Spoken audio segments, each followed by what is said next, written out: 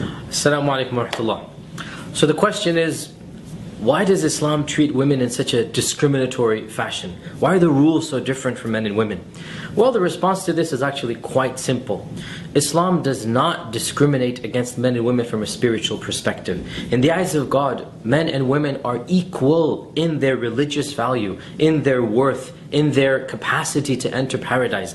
If a man does a good deed, if a woman does a good deed, the fact that one is a male and the other is a female is not going to inherently reward the former over the latter. In fact, God very clearly says in the Quran that believing men and women, and men who give charity and women who give charity, and men who fast and women who fast, and men who are righteous and women who are righteous, God has promised for them, for the both of them, righteousness and rewards and the garden of heaven. And the Quran is very clear that men and women both shall be rewarded for the good that they do. And the fact that there's one gender over the other, the fact that the two genders are different, does not in any way impair their capacity to earn God's pleasure and to enter paradise. And that is the ultimate equality. Equality in the eyes of God.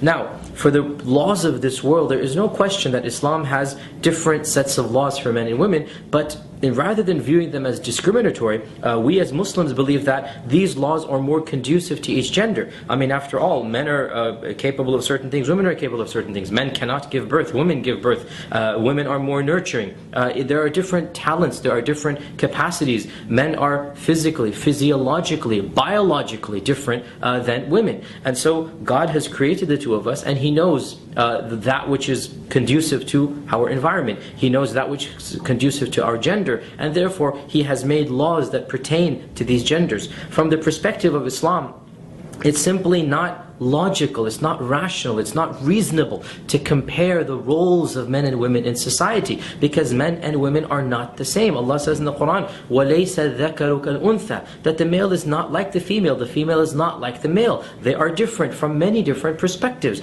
and you cannot compare two different things. I mean, the examples that are given is apples and oranges, a common expression in English, but it's so true. Apples and oranges, I mean, they're very different. You're not going to compare these two fruits and say, oh, an apple is better or an orange is better. There is no comparison. You can compare two apples, you can compare two oranges. You cannot compare an apple and an orange because they're coming from two different genuses. Well, similarly, men and women are two different genders, and they have different roles in life. And taking this into account, our religion has structured a way of life that takes the natural capacities, the natural talents that God has given each of these genders and strengthens those talents and fortifies that which is weak in each of the two genders. God has given laws that protect those weaknesses. And therefore, from the Muslim perspective, men and women are not discriminated against, rather they are equal in the eyes of God, and the Islamic law treats them the way that they deserve to be treated. And this is something that every single believing man and women, or practicing Muslim male and female, will tell you. This is something that nobody feels discriminated against as a practicing and believing Muslim, because they believe it's not a woman who's telling me to do this, not a man who's telling me to do this,